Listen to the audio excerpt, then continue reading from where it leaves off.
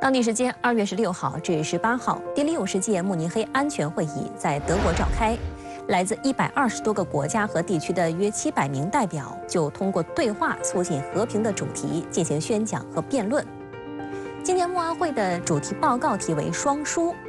慕尼黑安全会议主席克里斯托夫·霍伊斯根在这份报告的前言中表示，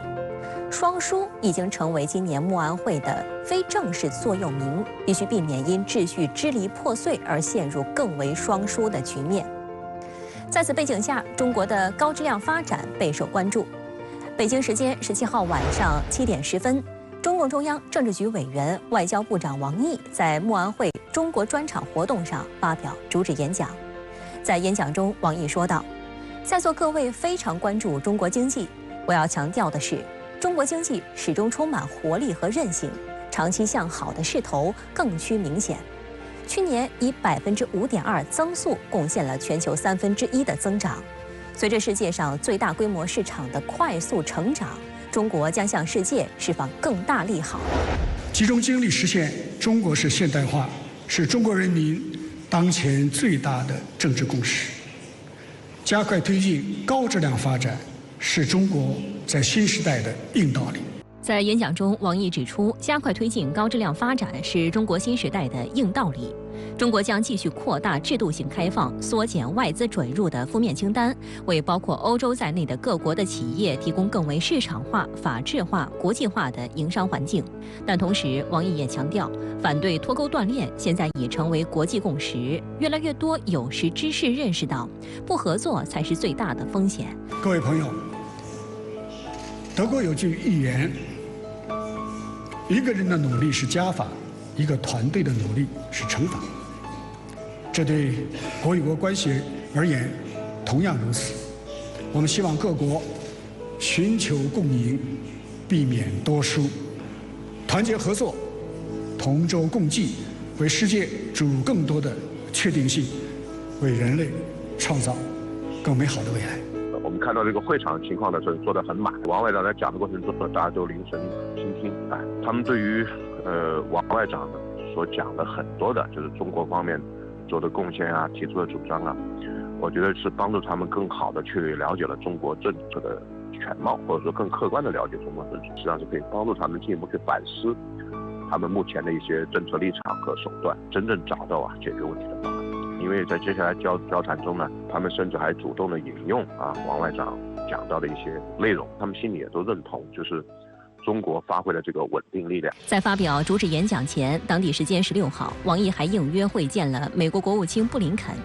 王毅在会见中指出，当前双方最重要的任务就是按照两国元首的战略引领，让旧金山愿景成为现实，推动中美关系沿着健康、稳定、可持续轨道发展。实际上，在去年中美元首旧金山会晤期间，习近平就经贸、科技问题表明了中方的立场，指出美方在经贸科技领域对华遏制打压，不是在去风险，而是在制造风险。这些错误做法以及由此造成的中美关系不确定性，已经成为最大的风险。美方应严肃对待中方关切，取消单边制裁，为中方企业提供公平、公正、非歧视的环境。今年1月，王毅与美国总统国家安全事务助理沙利文在泰国曼谷会晤的新闻通稿显示，双方同意就国家安全和经济活动之间的边界进行进一步讨论。而这次在慕安会期间，王毅则对美国国务卿布林肯强调，把去风险搞成去中国，建小院高墙，搞对华脱钩，终将反噬美自身。王毅要求美方解除对中国企业和个人的非法单边制裁，不得损害中国的正当发展权益。因为最近一段时间以来因为我们看到美国现在他所谓的对中国的竞争战略它仍然是在不断的推进，包括美方对中国的企业机构采取的一些不合理的做法，那要据理力争，而且要采取相应的对策。实际上也是呢，我们现在既要寻求中美关系总体稳定，但是同时捍卫自己的利益的这样一个结果。但是在这个情况下呢，就要考验中国外交包括对美外交的这个智慧和能力。知新闻注意到，中美双方发布的新闻稿都用坦诚、实质和建设性来形容这次会见的氛围。王毅要求美方解除对中国企业和个人的非法单边制裁，成为多家海外媒体报道这次会见的关键词。这显示美方搞脱钩断链所引发的国际产供链混乱已经损害了多国利益。各方都对中美在经贸和科技问题上的激烈竞争高度关注。在慕安会广泛的接触中呢，我注意到和中国脱钩断链的想法现在已经开始没有市场了，而且呢受到了普遍的这个质疑。一位欧洲外交关系智库的负责人跟我说，这个脱钩断链呢是搞不成的。德国呢有一位政党的负责人，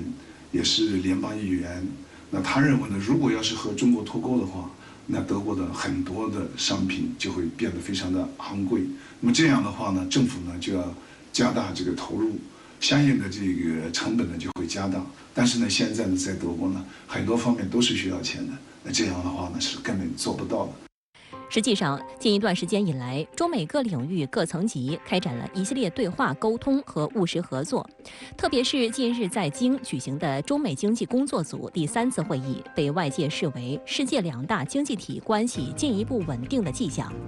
据美国财政部网站消息，在第3次会议中，美方官员再次确认无意寻求让2个经济体脱钩，并坦率地提出了包括中国的产业政策措施和产能过剩等关切问题。有观察指出，在描述中美双方的沟通情况时，中方对第3次会议的描述则添加了务实一词。这也说明中美经济工作组是朝着解决具体问题的方向在前进。另外，也有消息指，美国财政部长耶伦也计划于今年再度访华。Next year, the United States will aim to continue to responsibly manage the U.S.-China bilateral economic relationship. We seek not to resolve all our disagreements nor avoid all shocks, because this is in no way realistic.But we aim to make our communication resilient so that when we disagree, when shocks occur, we prevent misunderstanding from leading to escalation and causing harm. 我想这可能是2个比较积极的，一个是我们的交流没有中断，我希望我们在民间交流应该活跃起来。另一个，我们有诚意的管控我们的分歧，避免地区性的更危险的事情发生，理性的回归，这是中美双方都承认的。对于中美关系止跌企稳的积极迹象，《纽约时报》分析称，恢复经济对话旨在防止中美之间的误解升级为经济战。香港《亚洲时报》网站也发表题为《中美关系改善有利于全球市场》的文章，从增强市场稳定性、开辟新途径、稳定全球供应链以及提高国际金融机构的效率几个方面表明，中美关系的积极发展可能预示着全球市场迎来一个充满希望的时代。不过值得注意的是，尽管中美关系出现缓和窗口，但出于美国自身的焦虑心理，打压中国的战略意图并没有改变。拜登政府除了对于特朗普时期对中国发起的贸易战照单全收之外，还对中国高科技企业继续使绊子。继去年12月，美国商务部将13家中国企业列入出口管制未经验证清单之后，当地时间1月31号，美国国防部又将包括华为技术有限公司和150个分支机构、中兴通讯以及监控摄像头制造商海康威视等10多家中国芯片、人工智能公司列入所谓中国涉军企业名单。据报道，美国商务部可以据此限制美国公司与这些被列入黑名单的中国企业有生意往来，包括投资。而且除了拉黑中企，根据美国媒体报道，目前美国国会层面已经提出3项重要法案，内容均涉及扩大限制投资的力度，其中一项将几乎禁止与对中国国防和监控技术领域至关重要的中国公司进行任何经济往来。另一项法案试图将高超音速和高性能计算也纳入投资限制领域，还有一项所谓对外投资透明法案，则要求美国公司对某些行业投资前需通知美国财政部。今年是大选年，就是即使没有风浪的话，也可能有风浪。也就是说，它的国内问题国际化，经济问题政治化，拿中国问题说话是非常正常。另一个，美国的国家安全顾问就是沙利文的讲话，他非常清楚，说小院高墙绝对不会放弃的。我们应该看到经济产业，尤其是产业链的外部风险越来越大，不管中美也好，中欧也好，或者说中国与周边也好，都存在一个去风险问题。对于美国这种单边主义、贸易保护主义在世界范围引发的逆全球化趋势和恶果，联合国秘书长古特雷斯在本次慕尼黑安全会议一开场就提出了质疑。他表示，我们需要一个更安全的世界，做大全球的蛋糕。Everyone is fighting for a piece of that pie, but zero-sum mindsets mean everyone may get zero. 就在慕安会召开前夕，德国经济研究所最新报告显示，虽然德国去年的对外投资骤减540亿欧元，但其中对中国的直接投资则增长4.3%，达到119亿欧元，创下历史新高。这一数据也说明了对华投资的增幅对拉动德国经济的重要性。中国德国商会发布的报告显示，超过半数的受访德企计划未来2年内增加对华投资。还有报道称，德国总理舒尔茨也正在组织今年4月率领商界代表团再次访华。中国驻欧盟使团团长傅聪大使1月份在欧洲知名媒体《欧盟动态》发文中提到，改革开放以来，中国积极加入经济全球化，既从中受益，更用自身发展来反哺世界。现在美国呢，不断的想要给欧洲灌输这种所谓的安全优先于经济利益啊，所谓价值观优先于共同利益啊等等这些观念啊，想要影响。但是我觉得欧洲的企业、欧洲的投资啊，更看好中国。如果今年或者未来一段时期，中欧经贸关系不仅在稳定的基础上还能够继续向前，双方在原有的合作基础上还能够有一些新的合作领域的开拓的话，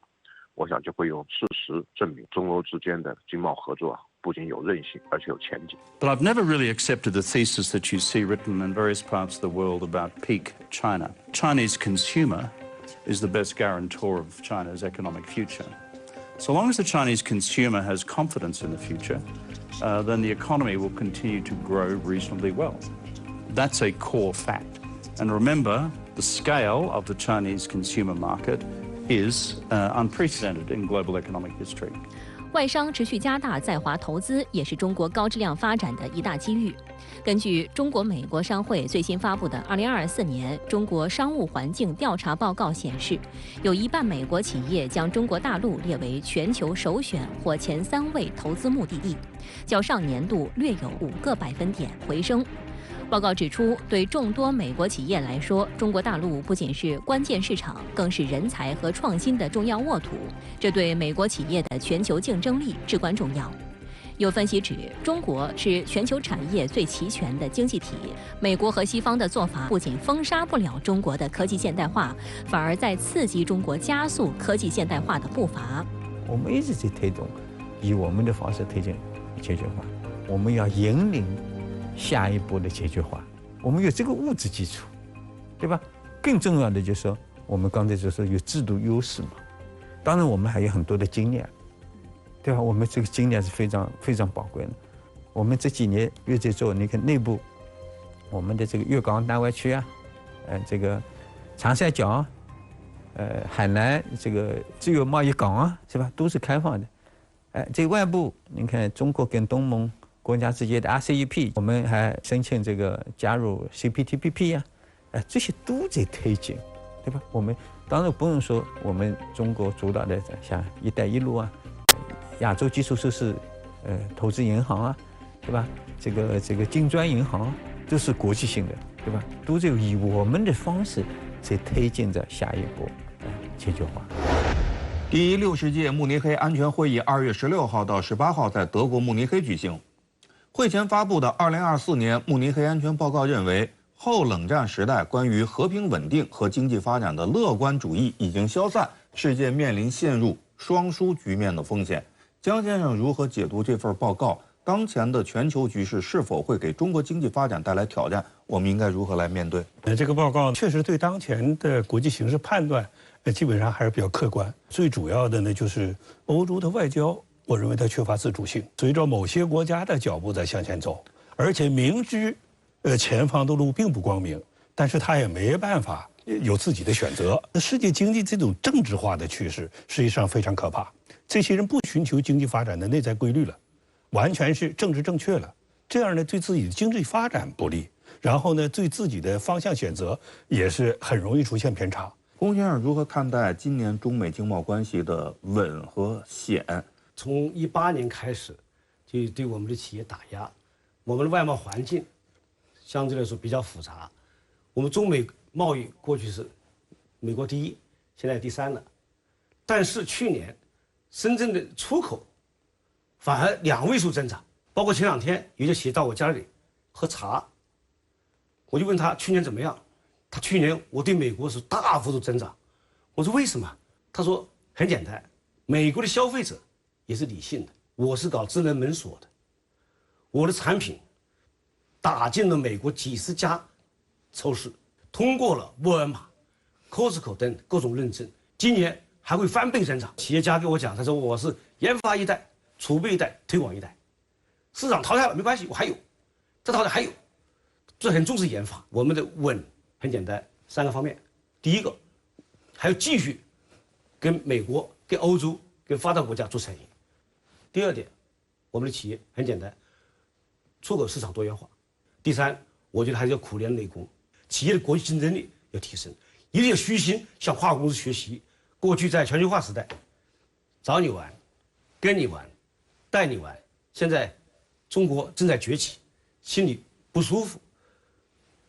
不找你玩，不跟你玩，还不让你玩。但实际上，经济大家知道，利益是关键。中国经济已经第2大经济体了，你漏不过去，你政客、官方你不合作，民间企业家他也会合作。人与人之间、企业与企业之间、国与国之间，什么最重要？2个东西，第一是信任，第2是利益。有信任无利益，图个愉快；无信任有利益，学会忍耐；无信任无利益，趁早离开。我们也注意到呢，近期西方唱衰中国经济的声音又在升温。老调重弹的背后，实际上呢，就是在打一场经济领域的舆论战。而对于这种经济舆论战呢，我们应该如何来应对？江先生，一个国家的经济的兴与衰，不是人家唱出来的。中国这个发展的最终目标，我们要让所有的老百姓过上好日子。面对这种舆论战，我们只能通过不断的深化改革，不断的扩大开放，可能呢才能够在这个新的环境当中呢，使中国再次或者说更加深入的融入到国际社会。这2年呢，中国经济确实也面临考验。中国大力发展新质生产力，全力推动高质量发展，这会给全球经济带来什么样的影响？又是否有可能重塑世界经济格局和版图？周女士，我认为会的。从传统的动能转向新动能，传统的产业转向新的产业。这些新的产业当然包括这个新能源、新能源汽车、新材料。下一代信息技术，包括先进制造这些的战略性新兴产业，也包括量子信息、人工智能啊、深海空天的这些未来产业。那这些的战略性新兴产业也好，未来产业的发展，会带来全球的产业链和供应链的重塑。而这种重塑不是像美国的这种近岸化和友岸化，而是向着数字化、向着智能化、向着绿色化的方向发展，这一定会改变世界经济的格局。更为重要的是，中国提出来的一带一路的倡议，那我们也在公路、铁路、港口各个方面建设了大量的基础设施。那我们也在贸易畅通方面翻倍，然后呢，包括在资金融通方面也扩大了投融资的平台，创新了投融资的方式，带来的这个硬联通、软联通和新联通，其实正在改变世界经济的发展的格局和版图。当地时间2月15号，厄瓜多尔总统诺沃亚签发第166号行政令，批准厄瓜多尔中国自由贸易协定。根据协定中的货物贸易关税减让安排，中俄双方将分别对90%的税目相互取消关税，其中约60%的税目在协定生效后立即取消关税。有分析指，尽管厄瓜多尔和中国的经济体量不同，但两国经济有很强的互补性。中国是厄瓜多尔第2大贸易伙伴，拥有超大规模的开放市场。俄中自贸协定生效实施后，厄瓜多尔农产品可以更加便捷地进入中国市场。这将为厄瓜多尔创造更多就业岗位，同时该协定也有助于厄瓜多尔优化贸易结构，推动厄瓜多尔经济多元化发展、可持续发展。实际上，推进中俄自贸协定生效，只是中国自贸朋友圈不断扩大的一个缩影。据统计，中国已经和29个国家和地区签署了22个自贸协定，并连续6年保持货物贸易第一大国地位，成为140多个国家和地区的主要贸易伙伴。当前世界经济复苏乏力，动力不足，中国持续扩大高水平开放，一是有助于为世界各国提供更多市场机遇，让中国超大规模市场成为世界共享的大市场；二是有助于使全球经济发展更加平衡，能够维护多边贸易体制，反对保护主义，推动形成更加公正合理的国际经济秩序。除了持续开放合作、释放强劲动能外，中国制造的高质量发展也为全球经济的可持续发展注入了正能量。据中国海关总署最新发布的统计数据显示，2023年以新能源汽车、锂离子蓄电池和太阳能电池为代表的新3样产品合计出口首次突破1万亿元大关。国际能源署的数据则显示，中国企业主导着电池零部件的生产，占全球电池产能的70%以上。其中，电池制造商宁德时代已占据全球电动汽车电池市场约37%的份额，而比亚迪占据了近15%的电池市场份额。新3样走俏海外，也引发了国际舆论关注。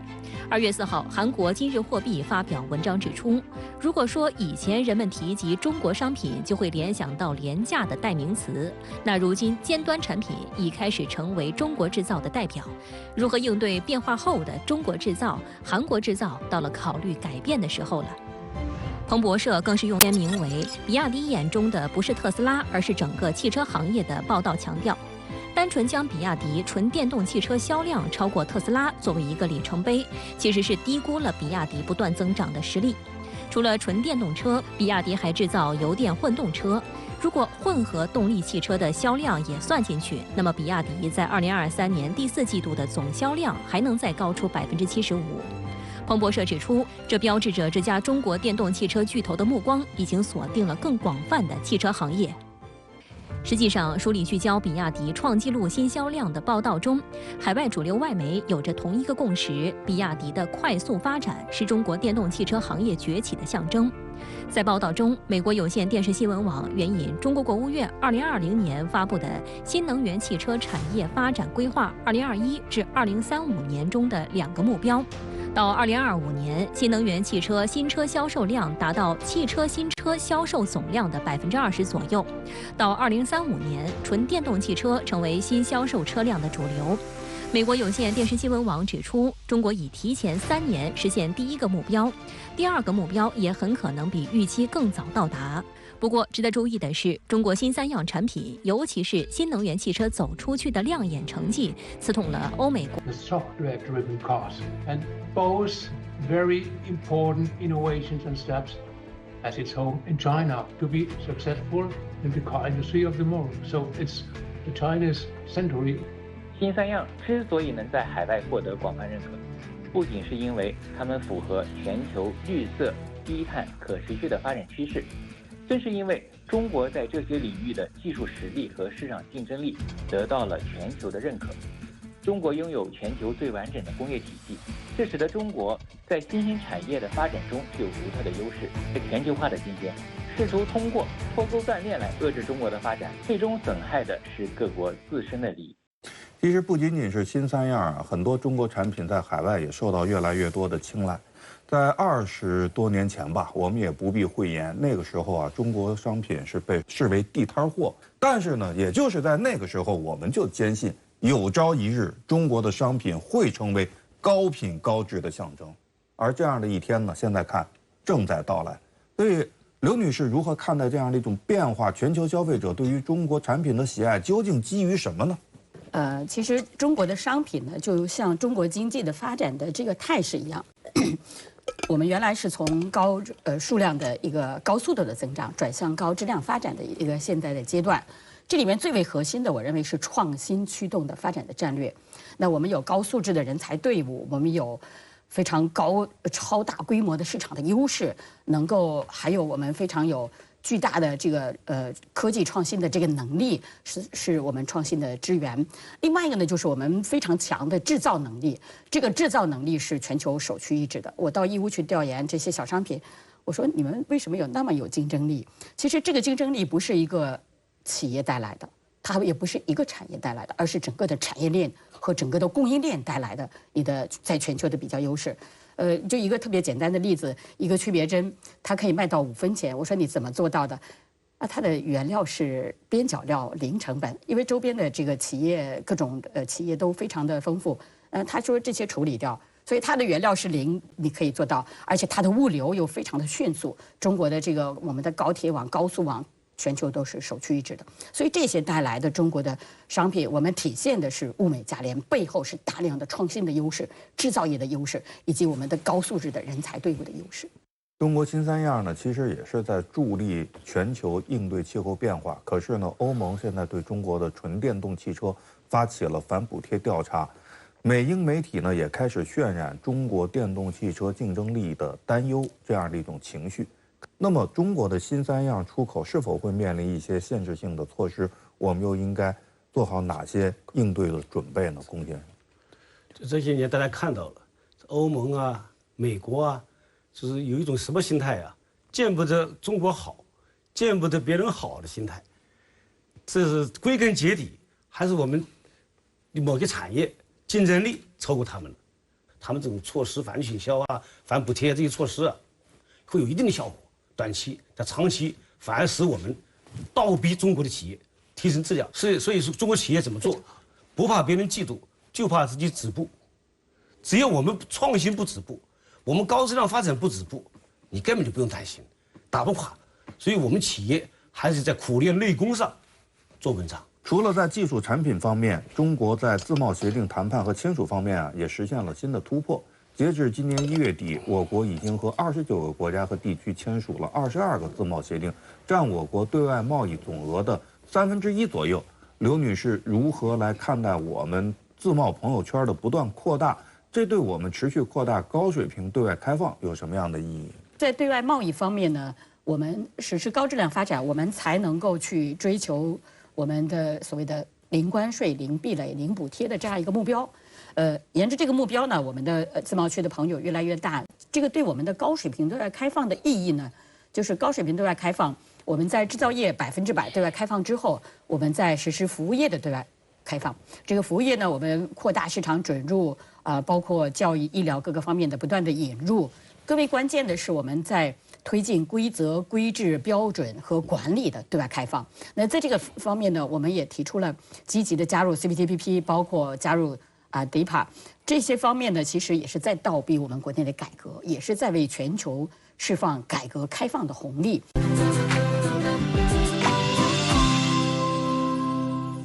欢迎回到决胜制高点，我是克奇。作为全球贸易大国和制造业大国，中国经济的高质量发展究竟能够为自身、能为全球带来什么？江先生，中国经济的高质量发展不仅会使自身的经济上一个新台阶，而且还会为更多的国家提供商业机会和发展空间。刘女士，我认为中国的经济的高质量发展是以新质生产力为核心动力和关键引擎的。那中国经济的高质量发展，毫无疑问是为中国的14亿人的中国式现代化、满足人民对美好生活向往来实现的。与此同时，能够为世界的现代化提供动力引擎。过去几十年经济全球化过程中，中国的改革开放为全球带来了机会，全球很多企业享受了中国改革的红利、开放的红利、创新的红利。我相信中国高质量发展一定会为全球带来新的